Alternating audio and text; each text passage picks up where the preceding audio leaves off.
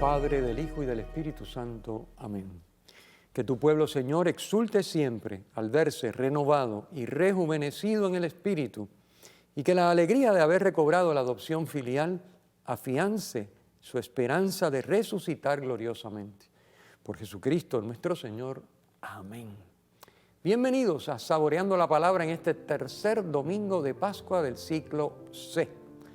Tenemos con nosotros a nuestro hermano Irán Díaz, que nos acompaña para saborear la palabra. Bienvenido. Muchísimas gracias, Padre, y un saludo a la gran familia de este programa, que siempre se le hace la exhortación para que vayan al Santuario de la Providencia a degustar y a saborear la palabra en los terrenos del santuario para que tengan una experiencia de fe y que sea de mucha bendición. Allí no esperen un barbecue como el del Evangelio de hoy. Digo, si quieren llevarlo, él les busca un lugar para que ustedes hagan su barbecue, pero no esperen allí unos panes y unos peces en las brasas. Eso no, de momento esa no es la idea. Ese Evangelio de hoy promete, es una cosa espectacular el pero detalle. Está en el Evangelio de hoy, pero no lo esperen en el santuario. Ustedes primero llamen a ver si hay, si no hay, si pueden llevar y esas cosas, pero vayan al santuario. Bueno, vamos acá. Primera lectura, estamos en el tercer domingo de Pascua, ya la Pascua entró de lleno, el golpe, el resucitado, ya tenemos que estarnos dando cantazos contra el resucitado todos los días. Ya el resucitado tiene que ser una obsesión todos los días de nuestra vida. En cada momento, encontrarnos con el resucitado. Voy a hacer algo, resucitado. Ay, esto no me salió bien, resucitado. Voy a comer, gracias, resucitado. Estamos en Pascua. Es una fiesta y la fiesta hay que celebrarla. Pero la fiesta hay que celebrarla con el resucitado, que es el que resucitó. ¿Entiendes? Yo voy a hacer un cumpleaños y no está el cumpleañero. Pues estamos en Pascua, pues tiene que estar el resucitado. Entonces vamos a celebrar todo lo que nos está pasando, todo lo que estamos viviendo, todo lo que podemos hacer por gracia de Dios, todo lo que nos funciona y lo que no nos funciona, todo lo que nos gusta y todo lo que nos chava, que nos lleve al resucitado.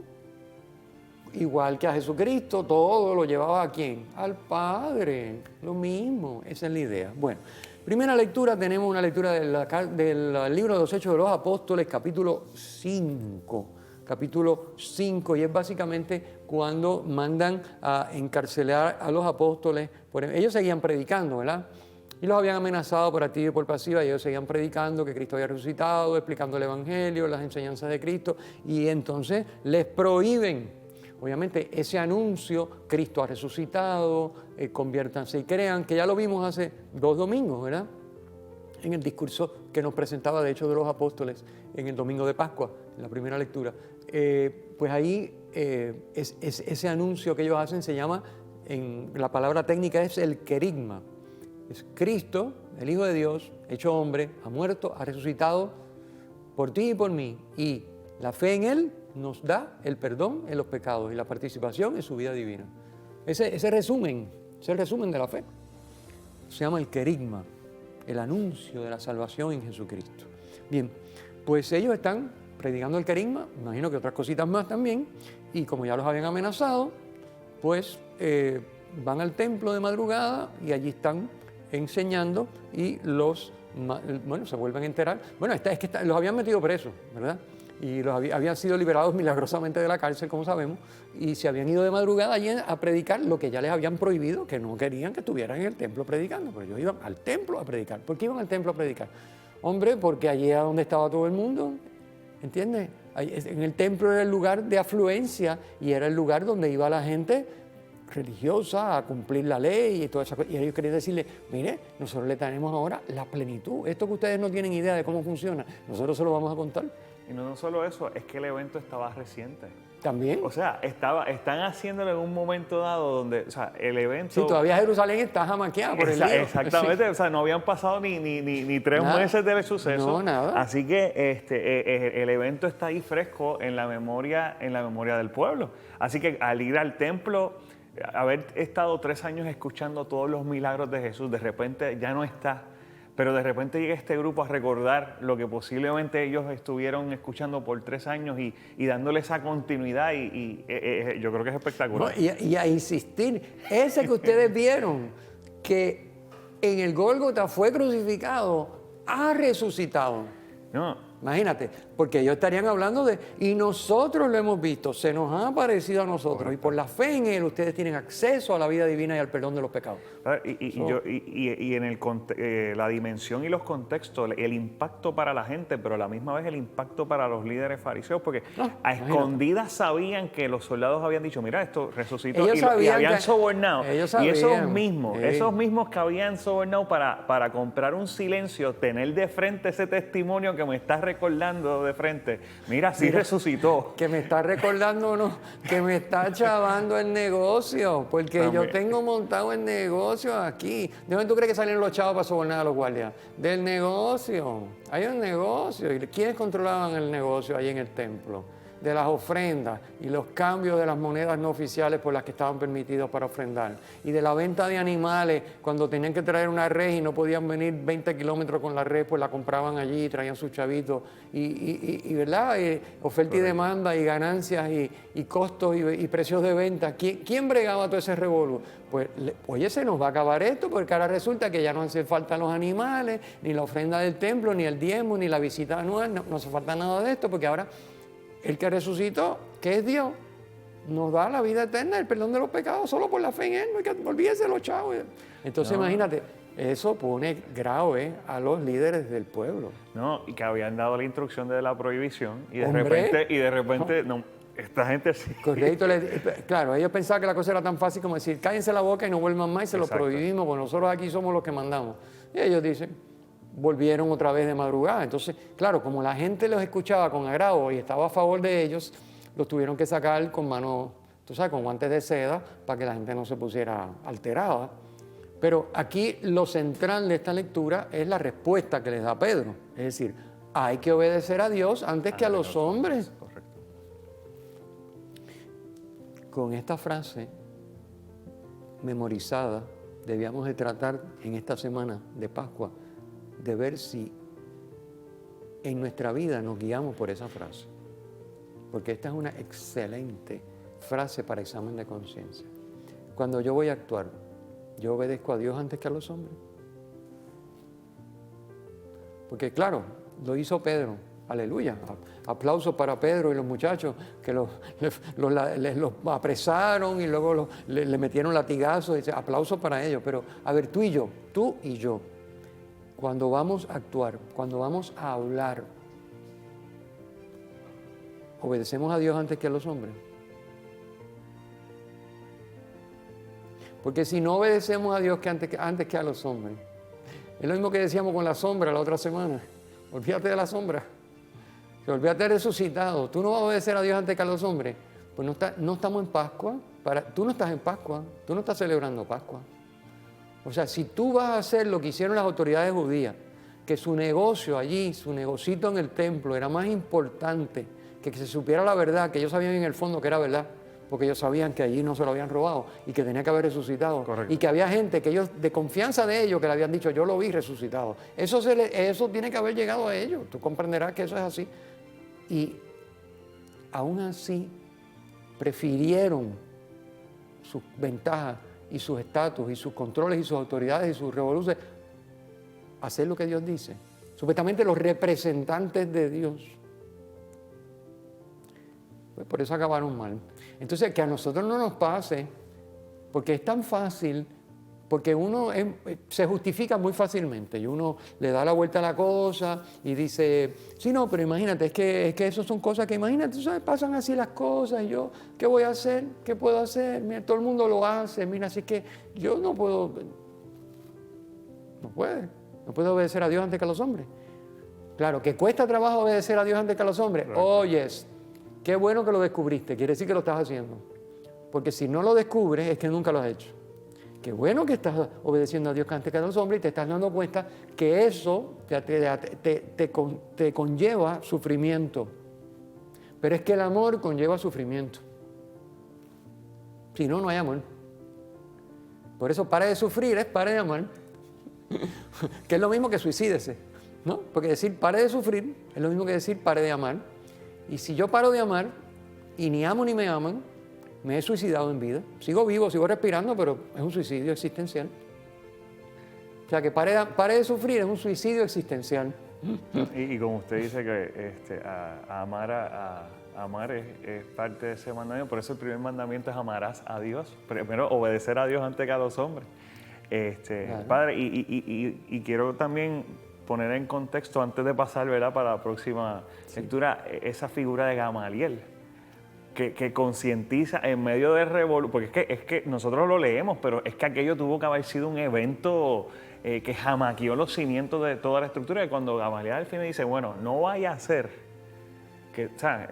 La voz de la conciencia del Sanedrín habló en Gamaliel. Exactamente. Y dijo, ojo, cuidado, déjenlo, que si esto no es de Dios, esto no va para ningún lado, pero si es de Dios, cuidado. La voz de la conciencia, porque Dios nunca nos desampara, aun cuando obremos mal, siempre está ahí para decirte, oye, acuérdate, no te hagas daño, ten cuidado, mira lo que te dije. Dios siempre, porque nos ama, y porque Dios ama al Sanedrín y amó al Sanedrín en aquel momento concreto, a pesar de lo que hicieron, porque ellos son los que gestionaron la condena a muerte de Jesús. A pesar de eso, Dios los ama. Y por eso suscitó la voz de Gamaliel. Muy bien traído. Pasemos a la segunda lectura. La segunda lectura es una visión del libro del Apocalipsis, del famoso libro de los 7 sellos. ¿Por qué son 7 sellos? El número 7, plenitud. Número 7, perfección. Está perfectamente sellado. Igual que son 7 iglesias, es la iglesia perfecta. Pues hay 7 sellos, es el libro que está perfectamente sellado. Acuérdense que el 7 es perfección. No pueden haber 6 sellos, porque sería el libro de Satanás. Es el libro con 7 sellos, que es lo perfecto, que es lo de Dios. Y en ese libro que está escrito, el destino de todos nosotros. ¿Y quién es el único que puede abrir los 7 sellos y leer el libro? Es decir, ¿quién es el único que puede decir a este le toca esto? Las ovejas a mi derecha y las cabras a mi izquierda, y usted más adelante y usted más atrás, ¿quién puede hacer eso? El Cordero degollado. Una expresión hermosa. Él es el único que puede hacer eso. ¿Quién es el Cordero degollado? Juan Bautista ya nos dijo. Recuerden que el Apocalipsis está escrito por el mismo apóstol Juan, el mismo del Evangelio, el evangelista. Juan Bautista en ese Evangelio nos dijo, este es el Cordero de Dios que quita el pecado del mundo.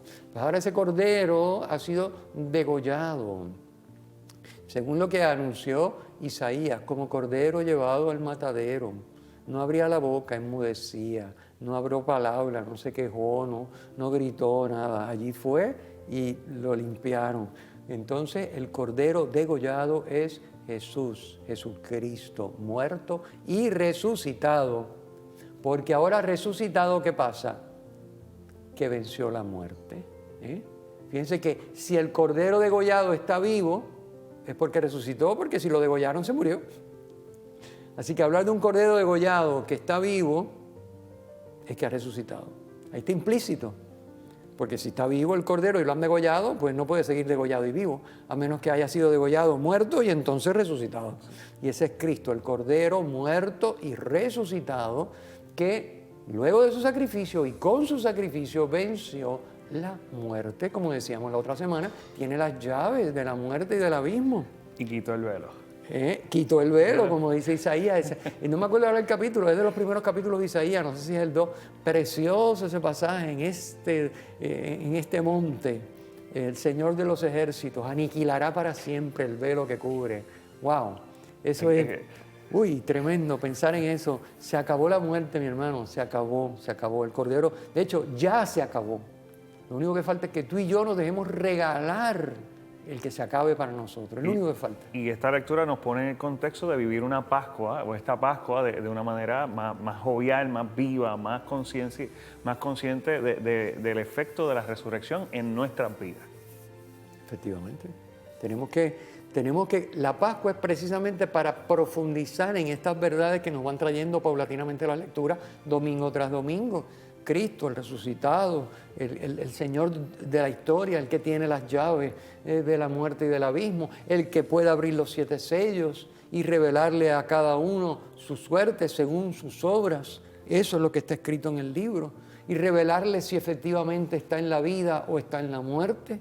Pero no porque esté escrito en el libro, este se va para la vida, este se va para la muerte, sino porque lo que está escrito en el libro es lo que conforma con lo que nosotros hemos hecho.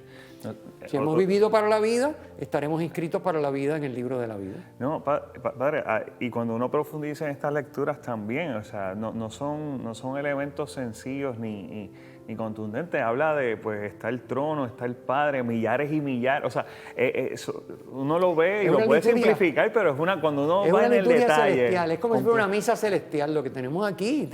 Y hay una serie de que vayan al comentario porque nos demoramos mucho explicando esto significa tal cosa. Y están los ancianos, y están los 4 ancianos, y están los ángeles, y son miles de millares, y lo que significa tal cosa. Y bueno, y todo el revolú. Vayan y lo leen en el comentario para nosotros, pero básicamente, como dices tú, Irán, es una liturgia de adoración y de alabanza a Dios en la que están envueltos los ángeles, en la que están envueltas las criaturas, sobre todo la iglesia, porque están los 24 ancianos, que son 12 tribus de Israel, 12 apóstoles, la iglesia y la creación, que son los 4 seres que representan los 4 puntos cardinales, etc. Bueno, así que es una liturgia de alabanza de toda la creación a Dios, representada pues con esas imágenes con las que el libro del Apocalipsis lo hace, que a nosotros nos pueden sonar extrañas, pero una vez que se entienden, pues eso es lo que hay.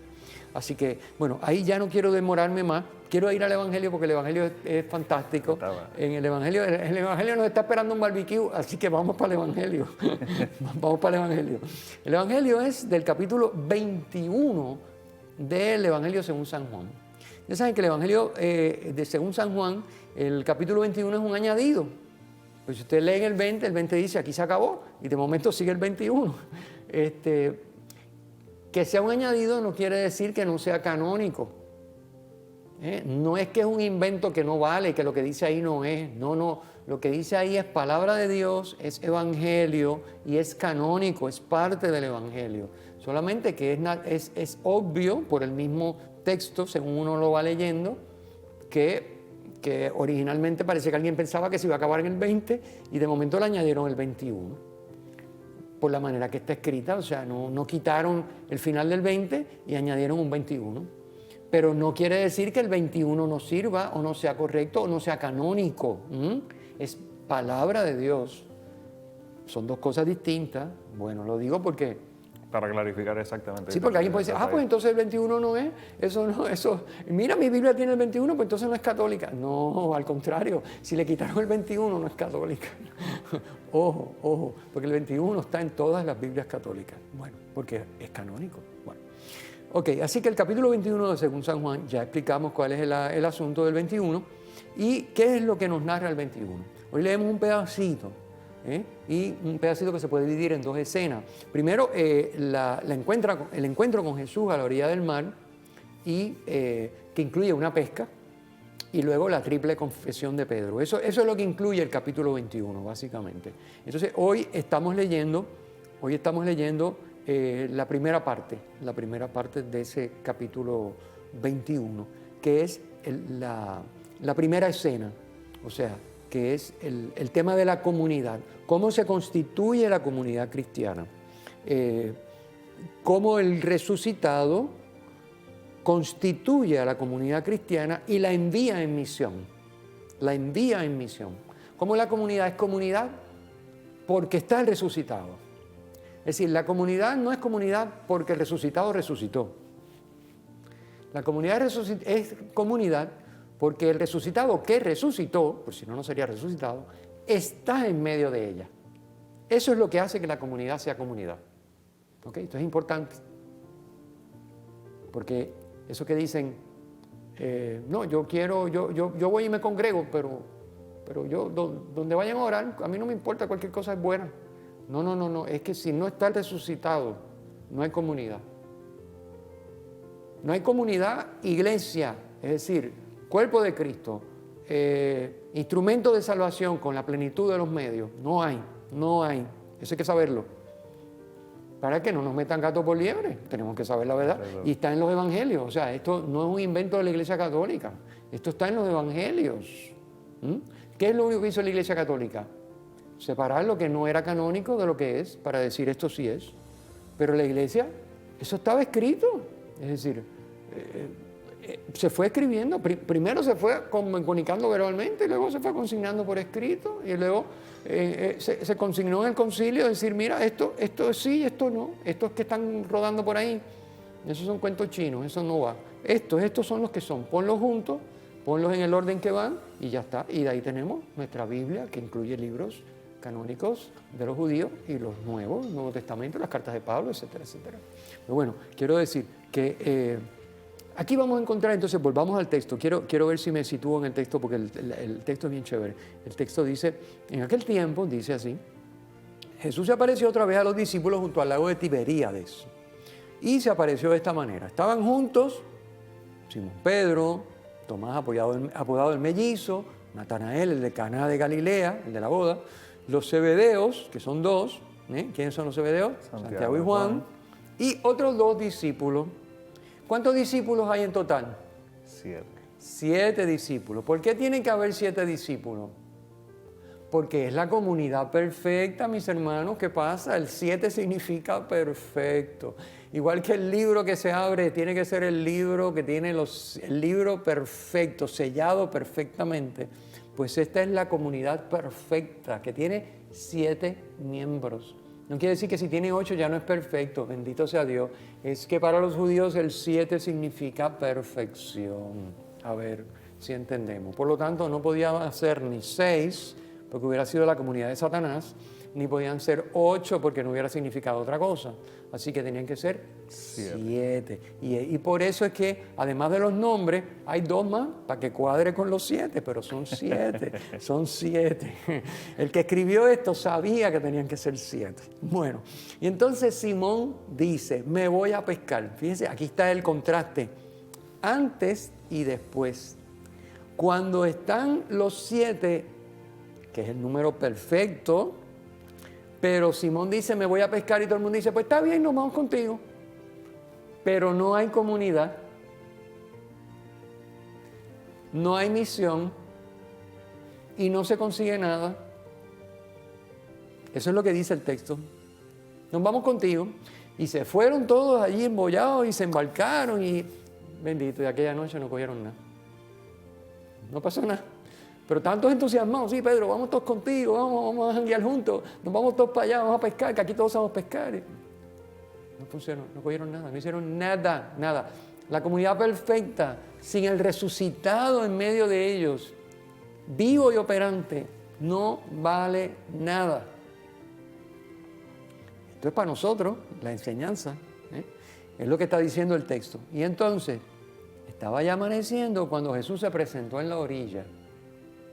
De hecho, el verbo, esto no está en el comentario, pero el verbo que dice cuando Jesús se presentó en la orilla, el verbo griego, ¿sabes que en griego los verbos, hay otros tiempos verbales con otras significaciones mucho más amplias que en español?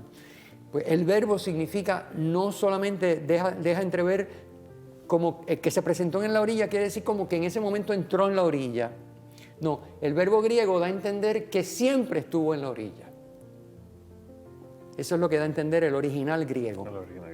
Que no hay manera de traducirlo. El verbo lo traducen, se presentó en la orilla. Pero realmente, ¿cuál fue el problema? El problema no es que no estuviera en la orilla. El problema es que ellos no contaron con el que estaba en la orilla. No vieron al que estaba en la orilla. Ellos decidieron ir a pescar sin el que estaba en la orilla. Eso dice el texto. Siempre estuvo en la orilla y allí estaba él en la orilla. Y para colmo estaban ellos con un despiste tan monumental que dice, pero los discípulos no sabían que era Jesús. Diantre, después de todo lo que han vivido, no sabían que era Jesús. En la orilla, una mañana, amaneciendo, después de haber estado ellos toda la noche pescando y no haber hecho nada. y no sabían que era Jesús. No se les prendió la bombillita para decir, ¿no será que Jesús nos está buscando porque sabe que no hemos podido hacer nada? Como cuando nos buscó en medio del lago, en medio de la tempestad, que nos íbamos a naufragar y todos estábamos histéricos. Y de momento Él llegó y dice, quieto todo el mundo, que estoy yo aquí. No se les prendió la bombillita, qué triste, como nosotros, que estamos sufriendo por 20 cosas y lo menos que se nos ocurre es pensar que Jesús está al lado nuestro. Siempre ha estado al lado nuestro, siempre ha estado en la orilla. Siempre ha estado en la orilla. Siempre ha estado en la orilla, hermanito. Este texto es espectacular, este capítulo 21. Bueno, ¿y qué le dice el que está en la orilla? Muchachos, ¿tienen algo que comer? ¿Tienen pescado, mis hijos? Es interesante. Y después cuando dan la respuesta, pues tiren las redes ahí a la derecha, allí. Pregúntate, ¿sabía él o no sabía que no tenían pescado? Claro. Es que Jesús siempre es especial. Pero es como que ellos están tan brutos y tan brutos y tan brutos. Él está en la orilla todo el tiempo y ellos no se dan cuenta ni de que él está allí. Que él tiene que decirle, miren, Soruma, ¿lograron coger algo de pescado? Él sabía que no habían cogido nada, ellos también. No cogimos nada. Pues entonces hagan lo que yo les digo, escúchenme a mí y sigan mis instrucciones. Pero, se lo debe haber dicho bien. Yo se lo hubiera dicho así, raspado, pero él se lo dijo como que... Con amor. Con amor. Pues echen la red a la derecha de la barca y encontrarán. Y entonces obviamente la echan y no la pueden sacar porque la cantidad de peces que tienen. Entonces ahí es que se les prende la bombilla. Pues entonces que era el Señor, ahora sí. Pues si ya me sané de esta enfermedad incurable, ay Señor, eres tú que me sanaste. Pero he estado toda la enfermedad incurable sin darme cuenta que tú estabas al lado mío. Porque así somos. Y tú al lado mío. Y yo, ay Señor, qué horror, pero ¿por qué me pasa a mí esto? Y el Señor al lado tuyo. Entonces cuando te sanas, ay Señor, sí, yo sé que fuiste tú, la pesca fuiste tú, yo sé. Es que esta es exactamente nuestra vida relatada. Pero bueno, se trata de la comunidad. Entonces, Él les dice, vengan, salen a la comunidad afuera, ¿y qué pasa? Que ese que estuvo allí toda la noche esperando por ellos, que les preguntó si tenían, que yo no sabía ni quién era, les dice, vengan, que yo les tengo su comidita lista aquí, para que se alimenten, porque ya sé que ustedes están esbielados ya, ustedes han estado pescando toda la noche y ahora vuelta a pescar y ahora arrastrando la red que casi no pueden. Vengan, que les tengo unas brasas con un pescado listo. Fíjense ustedes que les tengo unas brasas. Cuando Pedro olió las brasas se acordó de la triple negación, porque las sirvientas estaban calentando con unas brasas allí en la casa del sumo sacerdote. Así que Pedro olió las brasas y dijo, diantre, otra vez aquí.